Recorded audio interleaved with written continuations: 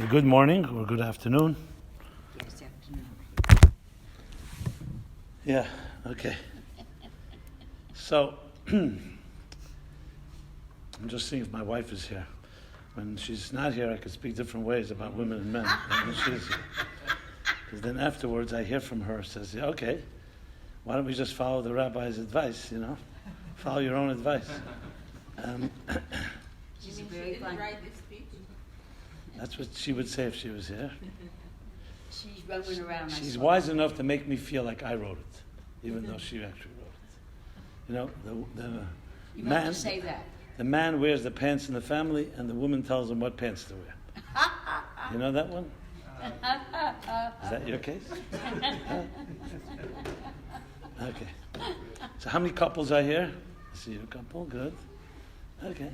My husband didn't want He doesn't need it. Right, men? They don't need directions. They know everything on their own. Mine, best of all, just staying on third base. So, yes, since you mentioned Mars and Venus, a few years ago, more than a few, 20 years ago, remember the book? Men from Mars, Women from Venus. And it was all the rage. I think John Gray was the writer, the author. It was like a bestseller. Everybody was talking about it. I read it. Frankly, it had a lot of cliches and platitudes. But it resonated because there were a lot of truths there. But there was a far better book that I read afterwards from a woman called Deborah Tannen, who writes about how men and women speak.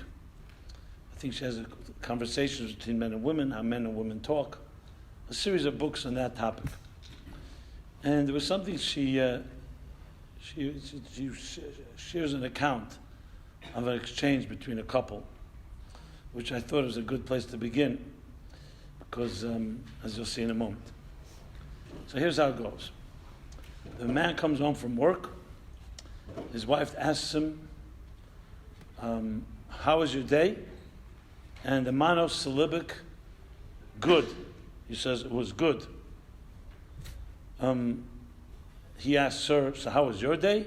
And she goes into a whole monologue about how in the office she put someone in her place and how she talked to her boss, and every interaction in every meticulous detail, what happened at coffee break and at tea break and at the commute and all that.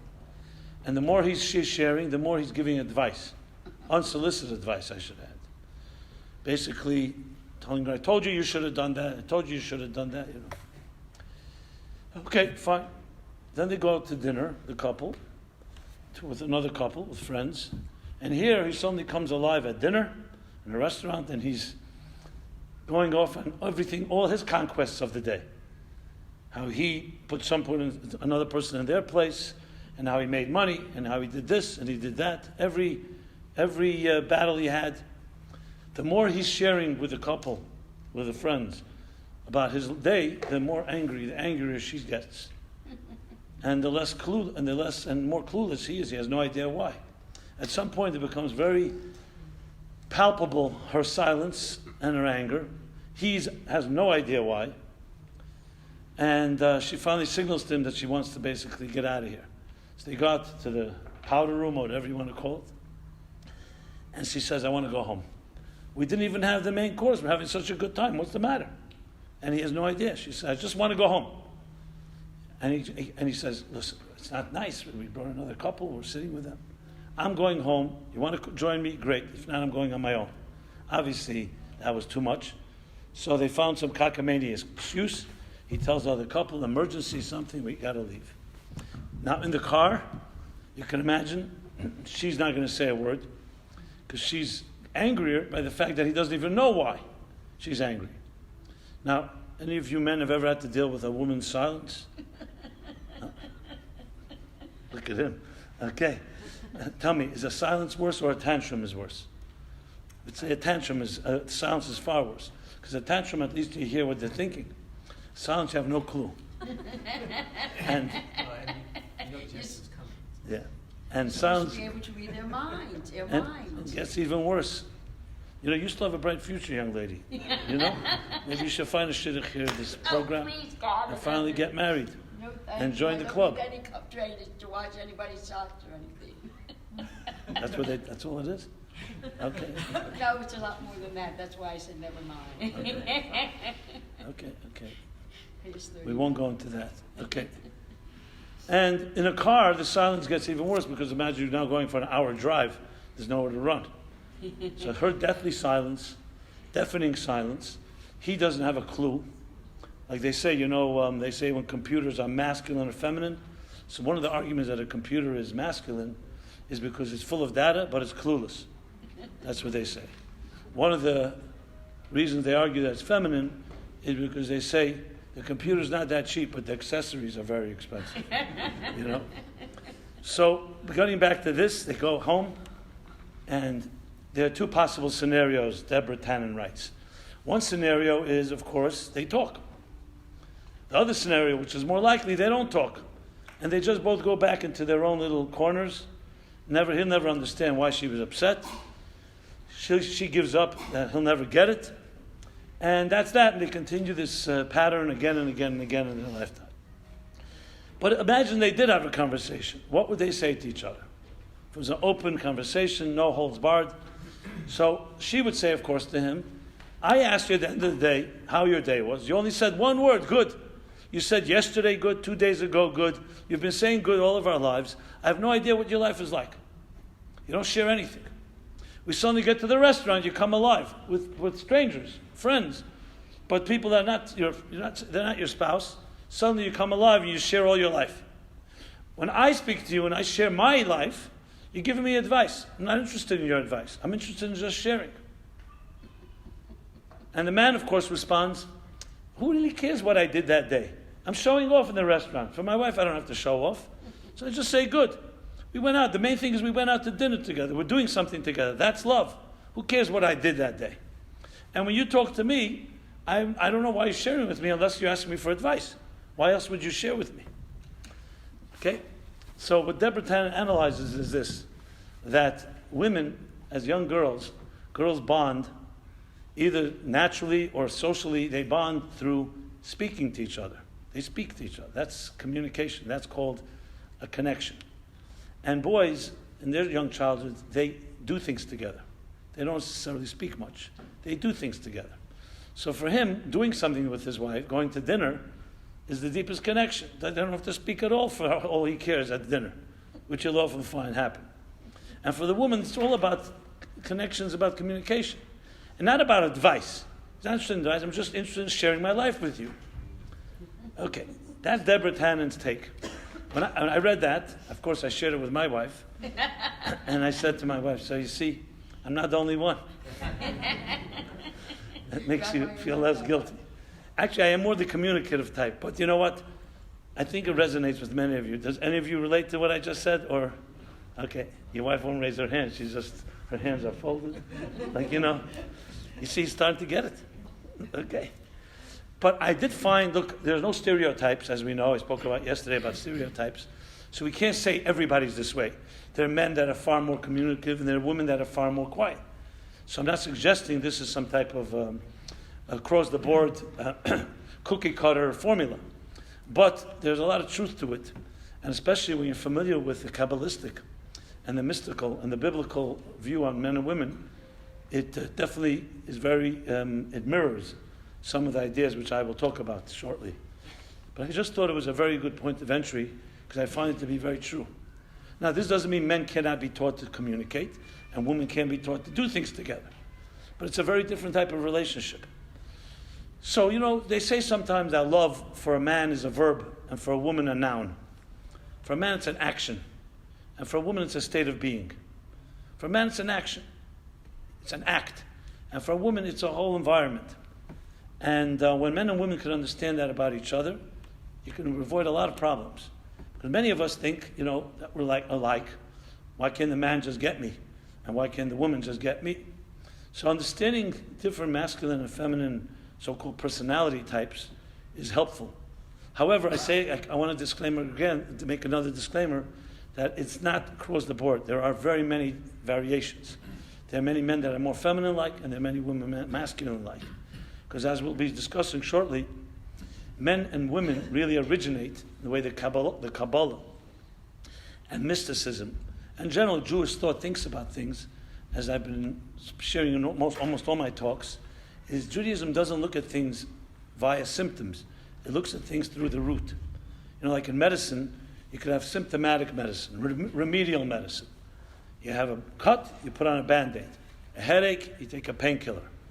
These are remedial solutions which will work well for a short-term or a superficial problem. But they won't work for a long-term or a deeper problem. Because if there's a reason, God forbid, someone's bleeding, and a Band-Aid again and again doesn't help, at some point you need to search for deeper reasons. And the same thing is psychologically. There are psychological symptomatic issues, things that are symptomatic, which you can identify relatively easily where it's coming from, and you can stop the bleeding, so to speak. You can correct it. But then there are much deeper rooted issues that either go back to our childhoods, go back to things we've picked up when we were impressionable from parents, from different experiences in life, different traumas, even things like moving from one home to another home. Obviously, more traumatic events like abuse, God forbid, divorce, other things that really shake up a child's life. There, you don't see that obviously when you meet somebody, because they show you who they are. So it's more you need to look for the root. So the same things whenever you look at any issue, and here we're talking about men and women. What is so I find brilliant and profound about Jewish thinking, and maybe that's why Jews are smart, is because they never looked at symptoms alone. Obviously, you need to look at the symptoms to get to the root, but they didn't stop there, because symptoms are just surface level expressions of a deeper rooted problem. I can tell you from years of counseling and dealing with people, rarely does someone tells you the problem they tell you is the real problem. They tell you the problem they're having, not the problem they really have. In other words, they tell you, my wife doesn't understand me, my husband doesn't get it, things like that. Those are symptoms. Those are symptoms. The question is why? And that's much more uncomfortable to talk about. And frankly, it's not because people are trying to be deceptive and lying about their experiences. They're not even aware.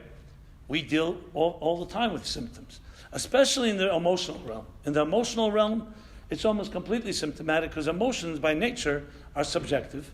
If you're uncomfortable, that's all you know. And you're not even interested. I was talking to someone the other day here, this program. They're telling me about certain issues. I knew that it was symptoms, and they could no way discuss the root. And I saw the person is just simply so consumed with the pain they're in, the loneliness they're experiencing, and so on, they can't even talk about anything else. So obviously you can't force it, you can't push it. You don't want to have a full out onslaught on someone's psyche. You have to be sensitive because it's not just what the truth is. You have to know how people receive it and how they process it. You have to help people step by step get to a better place. But it's sometimes very sad because you know clearly this is a smoke screen, or this is an outer symptom that has nothing to do with the real issue. And if you just looked at the real issue, you could probably solve it. So it's not easy, especially when it comes to emotional issues. And of course, men and women, it deals with relationships. And relationships, by definition, are emotional. Because it's about your life. You're not objective about your life. You're not objective to say, okay, I'm going to step back and completely put away my feelings and my reactions and my anger and my whatever other stuff you have. It's very difficult to do that. Because the only reason you're invested in the relationship is because it's emotional. You're not being scientific about it. That's why it's so important to have an objective mentor who can sit with you if you trust them and they're not judgmental. They can help you sift through and say, okay, let's look at the situation. You will present your so-called perspective, which is a subjective perspective, and there's nothing wrong with being subjective, as long as you're aware of it. If your subjectivity makes you think you're objective, then you have problems. But if you're aware that you may be subjective, and there's another way of looking at it, so a good counselor, a good coach, a good mentor, therapist will help you perhaps look at another perspective and help you adapt to it and see maybe there's another way of looking at it. That's really a healthy way of growing. So there's nothing wrong with being subjective, and there's nothing wrong with having your opinions and your experiences. But for example, if someone tells the mentor, listen, you're not there in my life. You can't tell me that, because if you were there, you would have the same experience as I would have. That's true. But then there's no real value for the mentor. Because what's the whole point of a mentor is that exactly that they're not your experience. And they can look at it from the outside and perhaps shed a light and a fresh way of looking at things. So even if we have what I just stated here, I can tell you is over 50% of the job done if you can get through to people on this level. Because then at least there's an opening. Unfortunately, when you're sitting either with a couple or with an individual, you can't even get to this place. Many will, will refuse to hear another perspective. They'll say, if you knew what kind of pain I went through, if you knew what he did to my children, if you knew this, you knew that, you would have a different opinion. And I try to tell them, it's not my opinion. I'm not looking for opinions here. I'm just trying to see if there's another way to look at it. And maybe you're right. Maybe if I knew it all, and tell me, by all means, share everything. Maybe if I knew it more, I'll understand it better. But that still does not mean there isn't another perspective. If you can get through that first step, there's progress. Because most cases you cannot, unfortunately.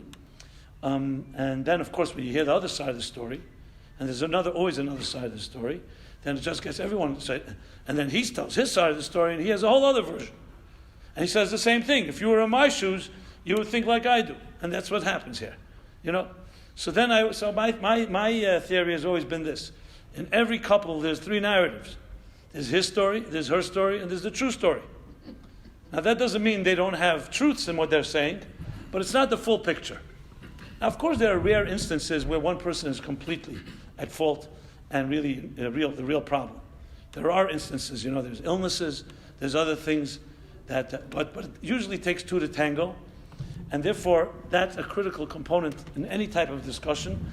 And definitely before you know all the facts, you must assume that you have to hear both sides of the story. There's no way, and this is a direct law, by the way, in the Bible. Maybe it's not by the way. That when someone comes to you, whether you're a rabbi or a counselor or whoever, you cannot hear one side of a story. You must hear both sides. Now, it may possibly be that one person is right and the other one's wrong. But it's not fair. You must allow both sides to speak. Or else we have no objectivity. Then we're not seeking truth. We're just looking to justify or to affirm one person's position. So that's an overall statement. But let's talk now about the masculine and feminine. Now, of course, this is a big topic on so many levels. I'm going to speak about it more in the context of relationships, but you have to remember that we live in a society today where you can say there is almost a sexual identity crisis. I don't think it's almost, I'm just being mild. It's an actual identity crisis. I mean, I don't just mean transgender and other sexual challenges people have. I mean also even men and women who are comfortable in their own skin still don't really know, what does it even mean to me, a man? There's all kinds of demands at the workplace, peer pressure. The media projects all kinds of imagery. What does it mean to be a man? And what does it mean to be a woman? Women have been fighting for rights to have a level playing field with men. Is that really what women need? Is that what it is? Now, I understand the motivation. If you see a man doing the same job as you do, and they get twice the salary, or they're not discriminated against, or not harassed, obviously you're going to want to have equal rights. And we all understand that, and there's nothing wrong with that. But what do equal rights mean? Do you want to play by men's rules? In other words, the men are dictating the rules and now you're conforming to those rules? So some women will say, you know what, unfortunately that's the case. I would love women to write the rules, but the men have written the rules for thousands of years. It's a male hierarchy. I mean, some women say that very directly. So then what happens is, so you're now playing on those rules, so your whole feminine identity has now become an attempt to be somewhat of a masculine identity. And when you ask the men, they don't even know what a masculine identity is in the first place. So it's like the blind leading the blind. So who determines what's a man and what's a woman? And I'm not being I have a little, that doesn't work for my throat now. I'm not being, whatever, you get the idea. Okay, I'm not being blank. I'm not exaggerating. This is really the true situation. Now, this is not talked about much. You talk about symptoms. The symptoms are discussed a lot. Like I said, the workplace, harassment, and so on. The Me Too movement. Let's take the Me Too movement. So what I found of course, is painful, criminal, women being treated like that, and fully we all sensitive to that. no question about it.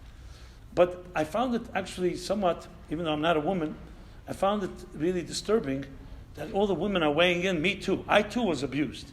Now I understand the importance of breaking the silence and acknowledging it and calling men on it and calling the system out. I'm all for that. But what bothered me, and I actually spoke for a group of women who were big Me Too activists, I said, I would like to see, humbly as a man speaking to women, I would like to see the Me Too movement go a step further. Me Too, I also want to be part of a revolutionary movement that will once and for all establish higher sexual standards and higher sexual sanctity and higher levels of intimacy to our lives. Then it's a positive movement. It's not just I too have been victimized, I too have been violated. That's the beginning step. What you really want to end up is not just being, oh, I'm also a victim. No, why don't we create this into a revolution of a new standards that men and women embrace? And interestingly, if you remember Mike Pence, may I mention his name for the Trump haters in this community? Mike Pence, a few months right before the Me Too, he was being mocked on television for what? That he will not sit with a woman alone in an office meeting unless his wife is there. And all of a sudden, fanatic, Christian fanatic, another Trump casualty, whatever they called it. Then the Me Too movement broke, and I can tell you because I speak many different places, and suddenly this idea, this concept, what we call Hilchas Yichud, I'll explain what that is, suddenly became very sexy, if I may say. Became very interesting. What is it? The laws of men and women interacting. There's a law that says that a man and a woman that are not married to each other should not spend time alone together, not in a private space. Now, someone will say, one second, what do you think men and women are so primitive they can't just sit over a coffee? Yeah, frankly, first of all, maybe they are primitive, especially the men. Doesn't matter what show they put on. And number two, what Judaism is saying basically is a brilliant idea. Sexuality is a very sacred thing. It's not just frivolous interaction. And we're not talking about just sex and having relationship, a physical relationship. It's an interaction. There's sanctity to interactions. It's respect for the dignity of human beings, both of women and men. That's what the law is meant to really convey. But you couldn't even talk about this. Hilchas, talk about Yichud. If I talked about that any other time before, people would say, okay, the zealot, Haredi, fanatic, Meshugana, like the guys that don't want to vaccinate themselves. Something like that. Just to bring that into the topic. There's circumstances that maybe. So the point is that so what would be the sanctity? Why is a woman altogether in a hotel room with a man, even if they don't do anything inappropriate? Because she wants to get what she wants to get, he wants to get what he wants to get. So what do you expect? You have such an environment where interactions are essentially like frivolous and almost meaningless. It's inevitable. It's inevitable from a Jewish point of view, and actually from a psychological point of view. A men and women interacting is a sexual interaction. I don't mean sexual in overt sense. It's an intimate interaction. What does it mean? Two human beings who both have a soul, have a connection. I know from my work, for example, I have a line, I don't know if I got it from somewhere or I plagiarized it or I made it up, I don't remember at this point. That there's a very thin line between spirituality, sensuality, and sexuality. When someone speaks to you about spiritual matters, it's right away intimate. Because they're talking to you about their soul. They're bearing their soul. And that ends up being very close to sensuality and very easy to spill over to sexuality. Then, people confide in you, especially if they trust you, and then they tell you, you understand me better than my husband understands me. And I don't mean anything malicious. I'm not suggesting there's anything malicious. But you have now entered the realm of who's going to exactly draw the line, where it's going to cross over. And if the woman is especially needy, and she comes over to me and says, I'd love to have a hug. And again, it's completely innocuous, no bad intentions. What do you do? So this is a real challenge for people in my position. And you want to have compassion, but you put yourself in a position which can be compromising. And it can lead to other things, or maybe it doesn't lead to other things. But Judaism addresses this head on. We had to wait till Harvey Weinstein or other predators to actually do criminal acts to wake up. And it's still not really being talked about, let's higher the standard. Because no one really wants to talk about the standard. Because everyone's benefiting from a lower standard, let's be honest. So it's understandable that criminal acts should be prosecuted. But what happens if it wasn't criminal? Let's say it was a woman who decided for her career she will have a relationship with Harvey Weinstein. Now she's not coming out with Me Too because she got what she wanted. Is that perfectly fine? She'll say consenting adults. Who really cares? Okay, so our standard is now either it's criminal or it's perfectly fine. Well, you know what? When you really think about human beings and the dignity of the human and majesty of the human soul and human interactions, from a Jewish point of view, no, that's not fine either. Even though the government, or even though our law system would not consider it criminal. That doesn't mean it's good. It just means it's not a crime in our system. So let's talk about identity, sexual identity, which really is gender identity. And again, when I say sexual, I don't mean sex as in sexual acts. I'm talking here about the whole interaction, male, female, men, women, and so on. When I spoke recently, it was more than recently, it was a few years ago, to a gay community in New York. There's a synagogue called Beis Simchas Torah. Okay, an interesting name. All year round, it's Simchas Torah there. And The house is Simchat Torah. yeah, and there were a few people who know me when I'm to be gay, and they invited me to give a talk to the community. I initially declined because I said it's just going to be a hostile interaction. Because I have to present the Torah approach. I'm not going to mince words. I'm not here to criticize them, not looking to criticize. How is this going to be beneficial for anybody? You know? No, we like you, we trust you, we know your presentation will not offend. So anyway, they kept pushing me. I decided I'll do it. Talk about a hostile audience. It was not a captive audience. And everyone came. It was like 500 people. Yeah. And You had to really be on your toes then. yeah, it was challenging, but I have to say I felt good afterwards because I set in my mind what I'm going to be saying. I'm not going to give you my whole talk because it's really a different topic, but there's some overlap. Let me take a drink before I get into this, okay? Make sure you stay on your toes. It's not alcohol, it's just water, okay? Amen. So I opened up. I always know that in situations like this, the best thing is to be honest and transparent and not try to be cute and manipulative. So I opened up. I told them exactly that I was resistant coming here. But then I thought that maybe if some benefit comes out of it, who knows? And if no benefit, so fine, we lost a little time. And I started the topic exactly what I said here now about sexual identity, which of course they all dealing with. In their mind, many of them at least feel they are gay or lesbian or whatever, and they're wired that way. So I said, so I don't have any hopes that I'm going to change anybody's mind about your life. They don't like to call it lifestyle because they don't call it a choice. It's like the color of your skin. But your life situation. Define always another word. You can. So I'm not here, and I'm not here even to pass judgment. It's not my business, and I didn't come here to preach to you. I'm not an evangelist. I came here to talk openly about a subject that I think affects us all, whether you're homosexual or heterosexual. And what I said was, so let's define this. Since this is a synagogue, and it's, I assume, mostly Jews, or if not all Jews, we Jews have a thing called the Constitution of Judaism. It's called the Torah. Now, some of you may not accept that, which is, again, that's your choice. But like any talk you give, you have to have some axioms.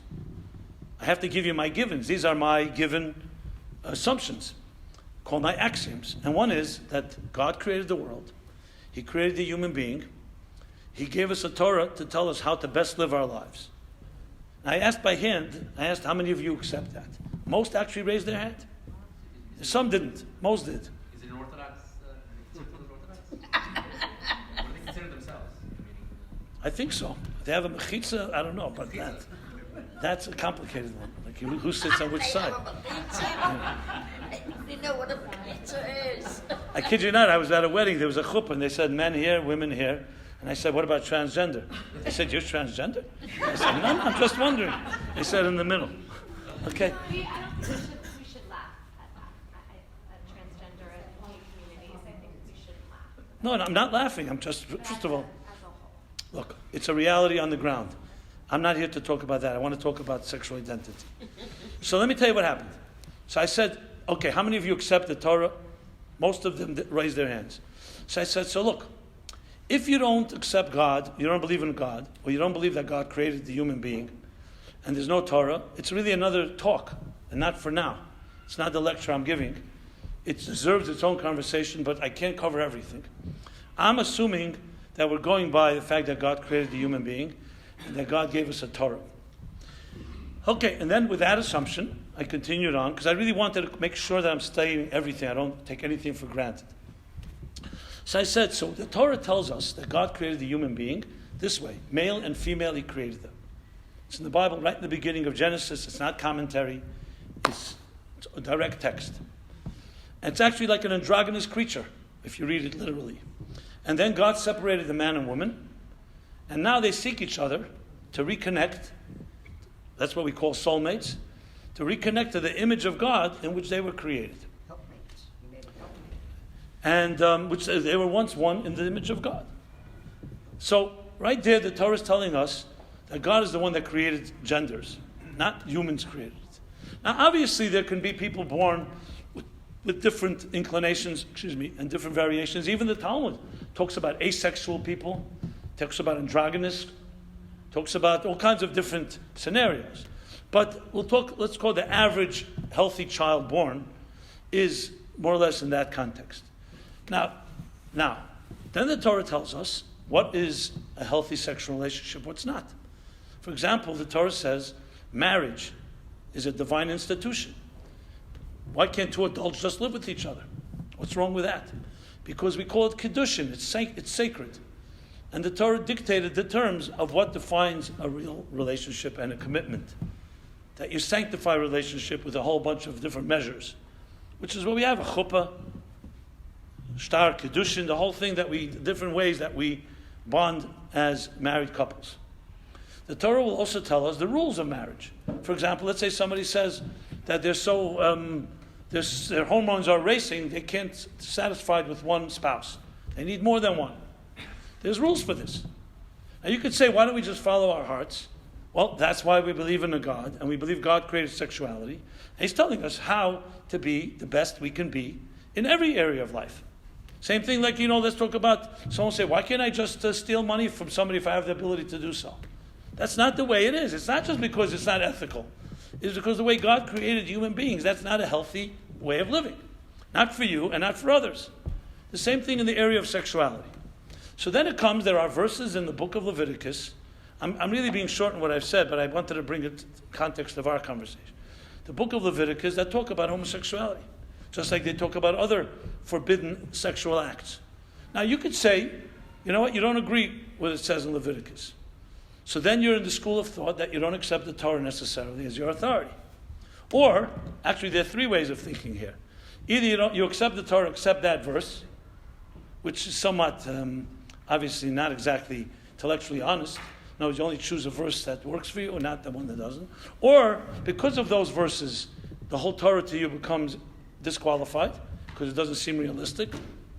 Or, you accept that verse and you have different ways of interpreting it that may be living a gay lifestyle, but not necessarily having a total sexual act with your partner. Or whatever it is, different people interpret the verse as they see. So those are really three options. I'm here to tell you that if you accept the Torah, this is a verse in the Torah. I'm not saying we don't have we don't struggle with it, but if you do accept that God is the final arbiter on what defines sexuality for men and for women, that's what we're here for, to figure out what God wants, not what we want. The problem is that once you're in a relationship, as I mentioned at the outset here, you're subjectively invested. You love somebody. Just like there's laws about intermarriage. And someone say, well, I love the woman. So she's not Jewish, but she's beautiful. She's a soul. I love her. What's the difference? Jewish, not Jewish. What's our answer to that? That she's not a good person. She could be the best person on earth. But at the end of the day, again, if you follow the laws of Torah, there are guidelines. And we're not talking about judging someone. We're talking about what are the guidelines. So the fact of the matter is, so what we have to determine here, are we going to look to God and to the Torah to try to figure out what our sexual identities are?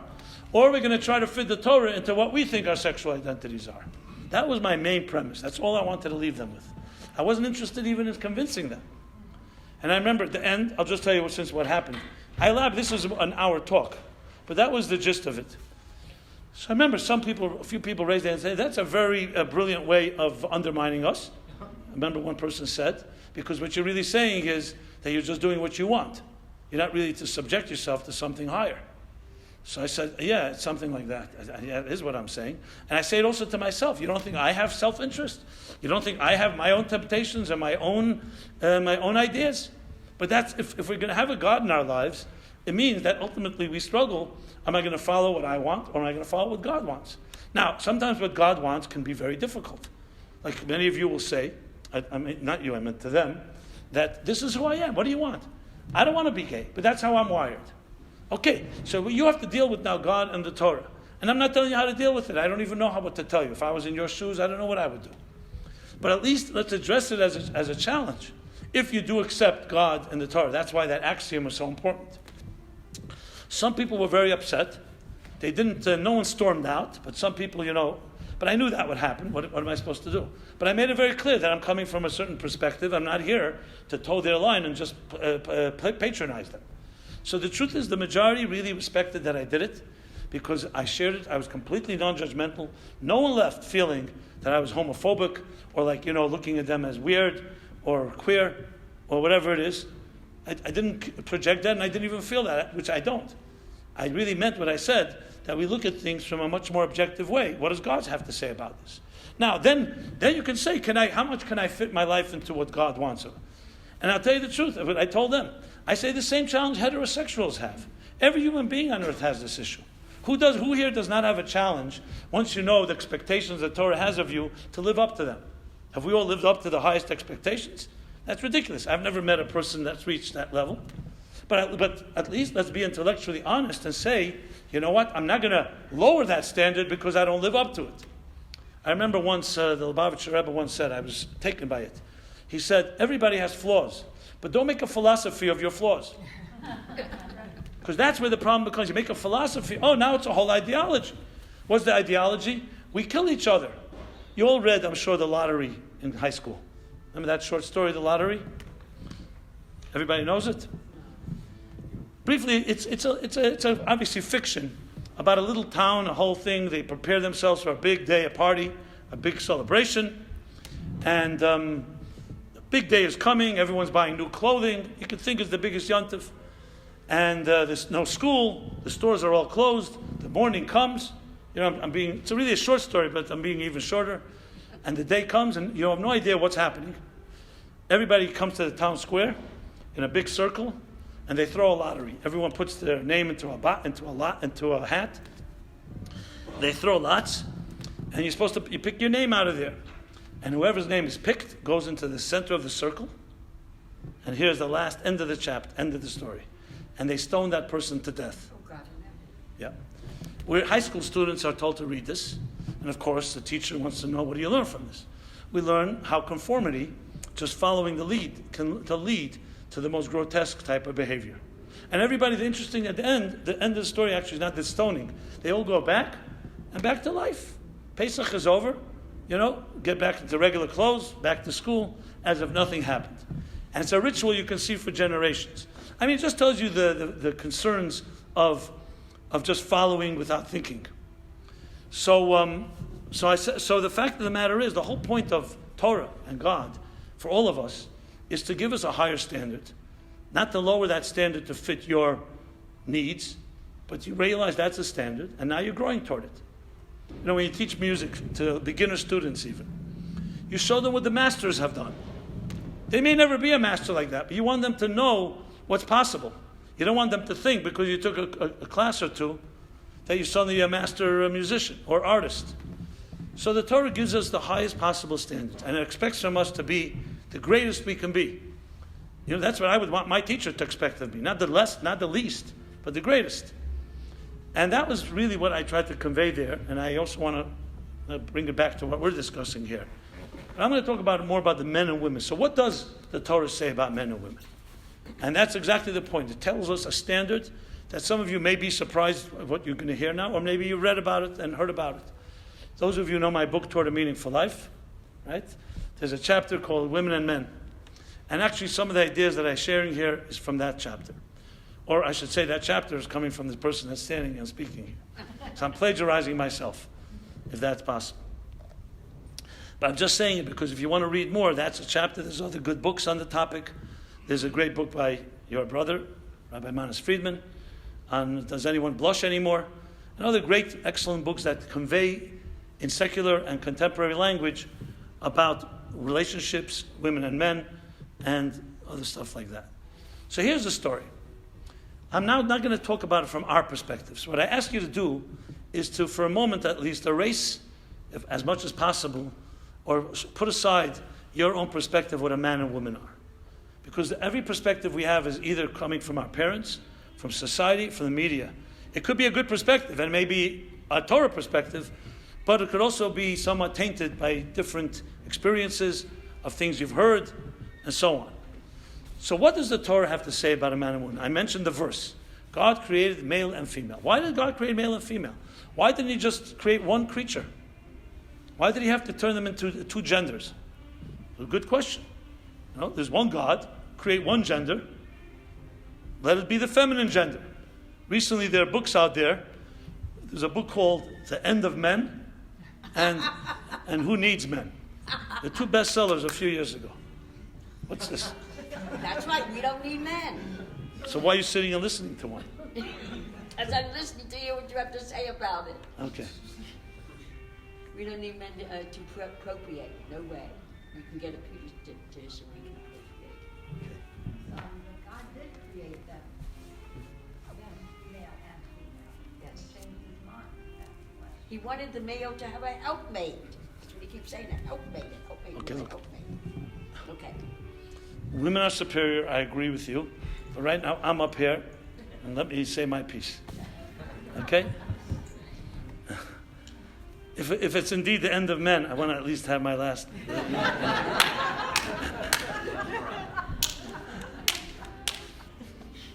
So, Us poor women outlive you poor men. See, we put you on 6 feet under, unfortunately. At least I will never have that on my head. okay, we got the message. I understand. You hate men. I got it. I don't hate men, but that's it. Okay, let's move on. Yes, please do, please do. So, the Torah's verse is, the Hashem says, let's create the human being in our image, or my image. Zocher v'nekeva bara oisam, b'tzelem elikim. That God created, male and female he created. So what is this male and female when you talk about it from a Torah point of view? If you wouldn't know anything else, we are either men or women, but if you followed what the Torah says, so there are commentaries, and especially I'm going to use the mystical commentaries that talk about what this male and female are. But one short introduction that's very important. In Jewish thought, I mentioned before symptoms and roots. The same thing is with this existence that we live. Before we talk about a male and female, a man and woman, as we know them in the physical realm, we have to talk about them in the spiritual realm. Think of it like archetypes. So if you're familiar with, let's say, Kabbalistic concept of the spheres, any of you familiar with that, the sporadic structure? So for example, fire is rooted in a archetype attribute called gevura, discipline, severity. Water is rooted in an attribute called chesed, love. Now, chesed, love, is very different than water, but they have similar properties. So the way the mystics explain it is that everything in the spiritual realms evolve, and as they assume physical layers, they become physical objects. So if you were to look at, let's say, a field, a meadow, or you look at you go outside, and you see beautiful sky, clouds. So for us, it may be a beautiful day today. Let's take a walk. If it's raining, you may take your umbrella. If you ask the meteorologist will say the pressure systems today are very high barometer, or the pressure systems are low, and a storm is coming. They'll give you the so-called meteorological map. which intrigues a lot of people, which is why you always see all these maps on weather shows and the Weather Channel. Not that we understand it. Most people don't even know what a barometer is. And most people don't know, like with 12 miles an hour, the north winds from the southwest. Unless you're a boater, what difference does it make? You know. But people think that, well, they get to know what's behind the scenes. If you ask the Kabbalists tell you it's raining. Rain is actually maybe spiritual tears. Think of it like this. Our physical tears that come out of your eye, they're just the root, they're just the symptom, a result of emotional feelings. No one's going to say, first you cry, then you feel sad. First you feel sad, then you cry. First you feel happy, then you smile. So someone say, what is the connection of the contortion of your face that looks like a smile to a good feeling inside? It doesn't have a direct connection, but one is more of an emotional state and one is a physical state. So the same thing when it's raining outside, it's more than just rain, it's spiritual tears of the angels that manifest in rain. In some way it's a cleanser, just like tears are. And the same thing with everything in the universe. We see an earthquake or a volcano or a hurricane, so the weathermen will tell us what that means, and the mystics will tell us the spiritual forces behind it. Think of it like this. We look at objects and we know they're made up of elements. Elements are made up of molecules. Molecules are made up of atoms. Atoms are made up of subatomic particles. And the further down the rabbit hole you go, subatomic, sub, who knows how far it goes. Add one more dimension, that behind the subatomic particles lies spiritual particles. So that's how mystics look at the world. Everything is just a surface level, is like a garment concealing within. And the best place to look at it is yourself. If someone asks you, who are you? So most people give you their business card. But that's not who you are. That's what you do. So people will say, well, you know what? Sadly, what I do has become who I am. Think about it. Who you are should dictate what you do. But what we do becomes who we are. So in other words, your outside life is defining your inner life. But everyone really knows, if anyone judges you just by your surface, that's an insult. I have a personality. I have feelings. I have thoughts. I have a whole experience in my life. But nobody can see you from the way you see yourself. You just see yourself from the inside out. We see others from the outside in.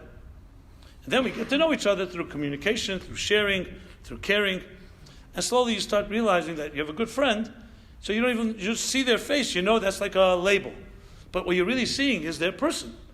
And two people are bonding on that level. That's what's called love. Love, that's what's called a relationship. So what is the counterpart of male and female physical? Just like water is chesed and fire is gvura, what is male and female on the spiritual realm? That's the big question. And you'll find it fascinating that the mystics talk about it at length. They talk about it at length. They talk about two forms of energy. We'll call it feminine energy and masculine energy. And remember again, these are the pure archetypal masculine and feminine. It's not necessarily who you are as a woman or who I am as a man. Because that is already how it evolves. We'll get back to that, how it gets from there to here. But it begins on a spiritual realm. So what's the difference between feminine energy and masculine energy? And here I should also add that actually God, is God he or she? So even though the he is always used, and I use it too, it's really not really a he. God is not gender. God created gender. So the truth is, the Kabbalists explain, and we actually say it in the davening and prayers and in our blessings all the time, that there's a masculine dimension to God, to godliness, I should say, divine masculine energy, and divine feminine energy. And you're probably familiar with the words Shechina and HaKadosh Baruch Hu. You say Kutcha Bricha v'Shechinte, which is really the masculine dimension and the feminine dimension. So what does that consist of? What's the difference between these two energies? There are definitely two forms of energy, and they're two equal forms of energy, but different. Now I should also add that for all practical purposes, maybe 90% of masculine and feminine are alike. It's only the small thing that makes the differences. So we have a lot more in common than we have separate. But with the separation, the differences that really distinguish between the genders. It also complements what I said earlier, that every masculine energy has some feminine energy in it, and every feminine energy has masculine energy. Because they all originate from one divine source, and the divine is one. The one has now so-called split into two forms of energy. Think of it two tracks. So I'll go to the deepest root of it.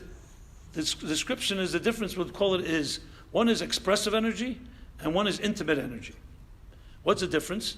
And I'll use an example from all our lives. We all have both expressive energy and intimate energy. What that means is, expressive energy is the energy you invest when you communicate with others. You want to share your feeling, you want to get something from someone, you're interacting. You can't just do it quietly, you have to some way express it. Intimate energy is when you're alone and there's no one else with you and you experience things, you process things. You may not even want to share that with anyone. You may not even be able to share it with anyone because it's so intimate and so intense that you can't express it. So intimate energy is generally feminine energy. Expressive energy is generally masculine energy. Now again, that's why I said, please put aside what you see as men. This does not mean that all men are expressive and all women are intimate. It just means feminine archetype is what's called kol kfuda bas melech prima, which means the dignity or the honor of the princess is inward. And, for example, the society we live in today really does not respect intimate energy. It's all about what you can do, how you perform, your buying power. If you don't speak up, if people are quiet, they're seen as weak. When in truth, if you think about it, the most intimate part of our beings as humans is our most powerful part. Now, as children, we're far more connected to the intimate. But as we go out into the world and we're forced to compete and we're forced to perform and to achieve, we have to be aggressive. Like they tell you, if you don't go out and get it, no one's going to give it to you. So it's interesting, the expressive energy is necessary in a world like ours.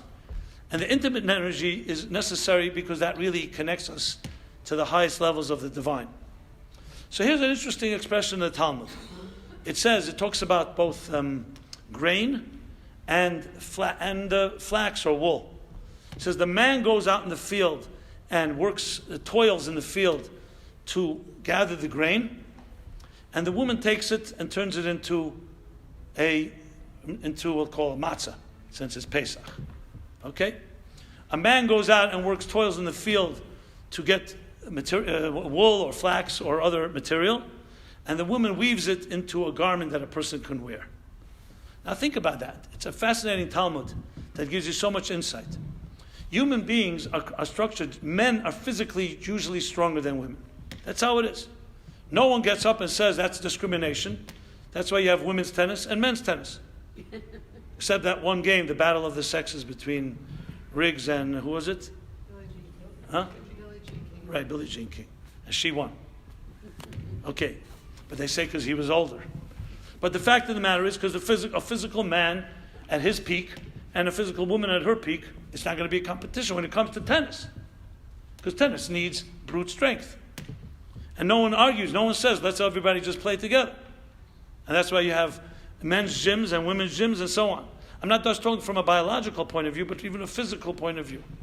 The question is why? Why should a man have been created with more physical strength? The answer is very straightforward. Because in this world you need two types of energy. You need someone to tame the elements. You need someone who's stronger, physically stronger, can carry more wood. If you have a man and a woman carrying wood for an hour, the man's going to carry more wood than the woman. This has nothing to do with the woman being less. It's just not her particular strength. She's not going to compete with him in physical things. If you put a man and woman together, let's say, and maybe how to be more caring about human beings, I think it'll probably be the other way around. So who defines what strength is? Okay, we live in a very materialistic world that measures everything by brute power. Whoever has a stronger gun, whoever has more ammunition is the bigger army. But we know today that size doesn't matter. We know that armies today is not about numbers. Today it's about warfare that's fought on microscopic level. Just like the DNA, once upon a time, who was the strongest thing in the body were the limbs and the organs. We know today is the DNA. The DNA is very intimate, very, very quiet, and very invisible. So the Talmud is basically saying the roles are that a man generally, a masculine energy generally is geared for taming elements, for basically taming aggression in order to create an environment that the woman will create and make from it a garment or food. So a man may build a log cabin, so you'll have the basic elements of a shelter, with a roof on top of you and protected from wild animals and elements, but it's a woman who will create the environment, a beautiful, warm environment within. I remember when Lubavitcher Rebbe's wife passed away in 1988. And they were soulmates, of course, had no children, and they had their own private life that most of us were not privy to, or none of us were. But you could see a lot after she passed away. You saw the Rebbe's reaction. It was something, it was a sight to behold. It was also very sad, the vulnerability and other things. But I remember a talk he gave a few years on her yahrzeit, 22nd of Shvat, in 1992. It would be the last time he would speak about her because the Rebbe himself had a stroke a little later that year. Actually, a month later. And just one tidbit, what was really beautiful, he described her name. Talked about her name, Chaya Mushka. You'll see a bunch of Chaya Mushkas running around here, probably named after her. So Chaya Mushka means life, and Mushka comes from the word muscat, the perfume. Yeah, muscat. And he spoke about the role of a woman, that the man's role is what I just described, is more of taming the element, and the woman that brings in the vitality and the life, and the beautiful perfume, aroma, in a home, which changes the home into a beautiful home. So you can have a home, you can have a beautiful home. I mean, obviously he spoke about it in a very personal way, so it was very touching. But it was, and he quoted the Talmud I just cited before. Now, this doesn't mean a man can't be an interior designer and a woman can't be a wood chopper. That's not the point. The point, if you talk about the archetypal energies, these are two energies. And as they flow down through the cosmic order of what we call Seder Shtalshus, that Kabbalah and Hasidus talks about, as it assumes more physical properties, it ends up becoming the male and female that we are. Now, are we aligned to that or not? That's a question we're all going to have to ask. But the first place you have to always begin when you talk about us, as contrast to the spiritual model, is how we were when we were born, not how we are today. You know, in the technology they say a iPhone 8 or 10 is better than 7, 6, 5. Or an Android, where are they up to? Wherever it is. But in human beings, I would submit that version 1.0 is better than version 2.0. In other words, it's the child that's the purest form of how God created us. You know, I look at my grandchildren running around, and I study them. Besides, I mean, they don't know that they're specimens, but that's not my point. I love them as grandchildren. But you see children, and they are really us in a better form. Before we become jaded, before we become, we've experienced things, before we become resigned and hurt, and all of that. So if you really want to know the archetype and the human level of male and female, the best place to look at it is the child. Because once a child assumes and picks up attitudes from parents, it's not necessarily no longer what it was meant to be. And let's be honest, many books have been written about this, how girls really are forced to fit into what their mothers trained them to be, what other women are doing, and the same thing with boys. So we don't even know the way we behave. Is it based on society? Is it based, as I said earlier, the blind leading the blind? The media? You know, you watch television, you watch film, you watch video, and you see, oh, I like to be like that guy. How many boys, have these heroes? And how many girls have their heroines? And they're not all, frankly, exactly paragons and models of what we like a human being to be like. But they're very good looking, and they're attractive, and they project some type of energy. I mean, look at what superheroes are about. Even fictional characters. So there's a far cry from what we assume we are, from what we could be.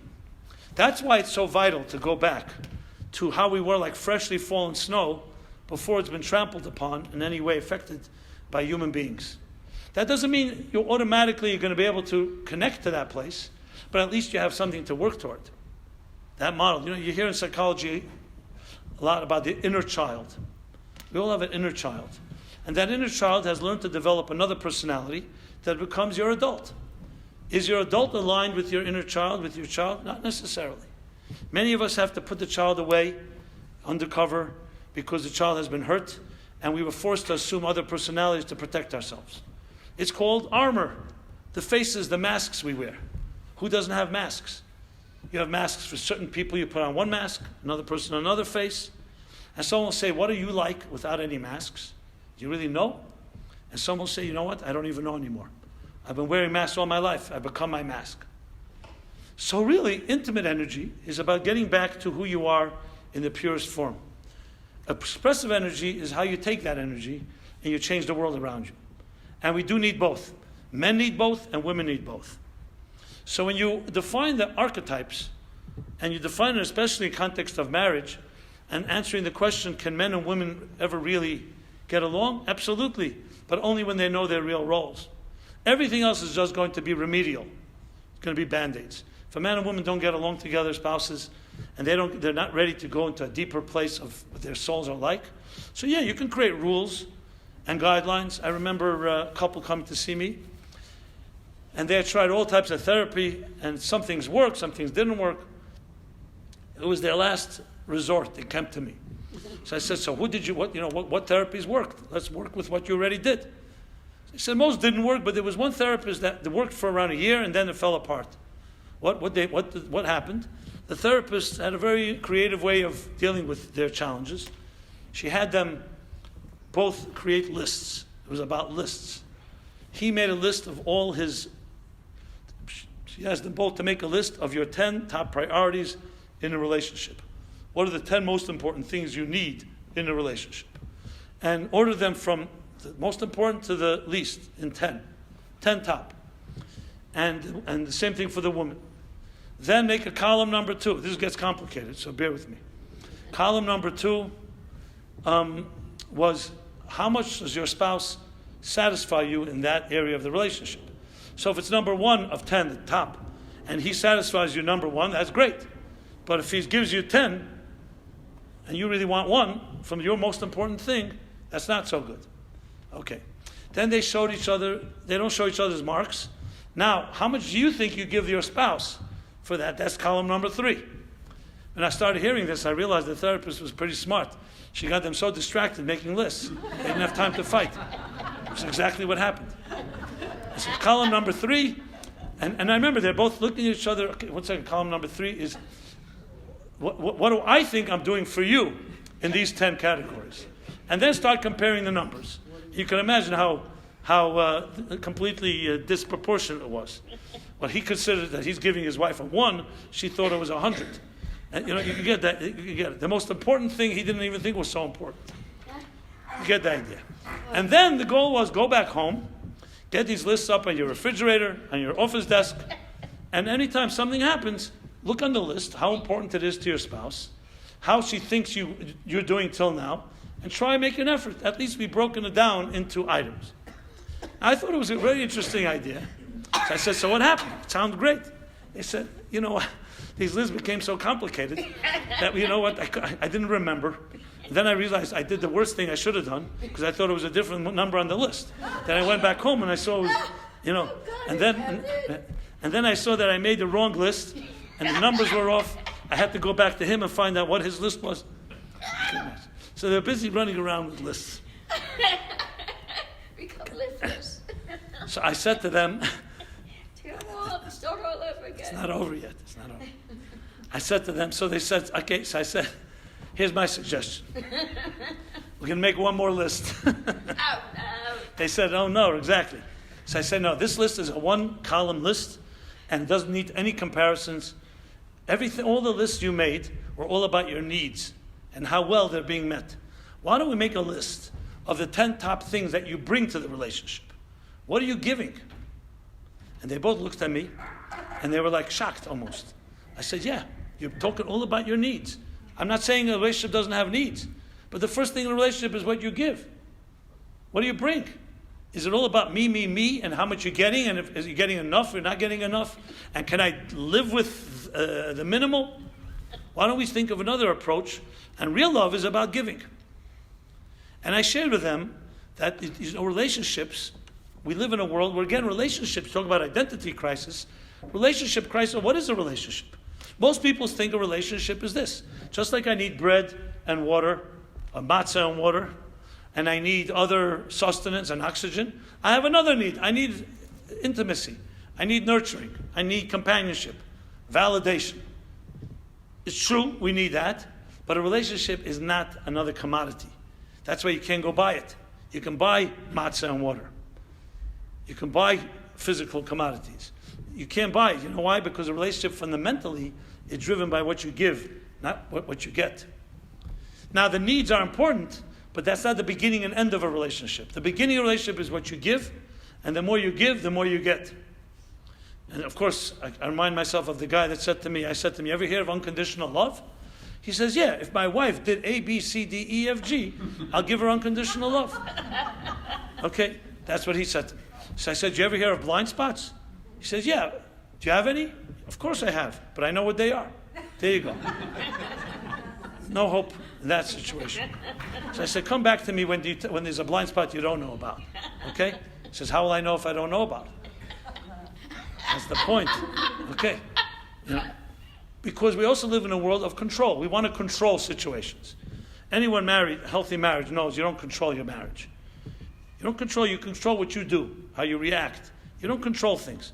You control companies you can control. You control a machine. You can control equipment. You don't control a relationship as human beings at work here. They fluctuate. People are not like machines. They have different needs and so on. But those that give understand what a relationship truly is. Now, what's the difference between giving and taking? Giving is a spiritual exercise. It means you're a soul. You're not just here to survive and to get as much as you can and hoard to satisfy yourself. That's a materialistic way of living. And we live in a society that's the standard. So you can imagine why relationships suffer. Where giving is not as important as taking. Where soul is not as important as the body. Where even sexuality is more about technique than about intimacy. And I can tell you, you talk about sexuality, you talk about relationships, that's maybe the greatest crime of all. The men have set the standards. How many young women tell me all the time, you know what, I would never really do that with my boyfriend, but he puts pressure on me. And my friends, and so on. In other words, women are losing their own identities, and they're going along because they don't want to stand out. They don't want to be different. The peer pressure. And for men, yes, there could be a very primitive way approach to love, and it could be more selfish, and it could be more, as I said before, a verb versus a noun. And the idea of an environment, which is far more feminine, is being completely ignored. And it's sad because a woman bringing that into a relationship is like almost the vital ingredient for a healthy relationship. So only to have expressive energy instead of having intimate energy undermines everybody. But it's easy. It's easy. Just like, God forbid, porn is easy. It's the easiest thing. You just go online, press some buttons, and you get yourself a high, stimulation. Complete selfishness. There's no giving. There's no relationship. It's about purely hedonistic pleasure. So once you get into that level, you're completely gone from intimacy, from intimate energy. So it's true that women really should be the leaders of an intimate revolution. And men will benefit from it. And the men would have the humility to understand that value and bring their expressive energy into cooperating and also, obviously, joining. Because the fact of the matter is, to live in this world, you need both. You cannot just be an intimate person. You need to know how to survive. We live in a world that's hostile, and we're vulnerable, and we could be hurt. So we need protection. There's no denying that. Men and women need it. But what's lacking most today is that feminine touch.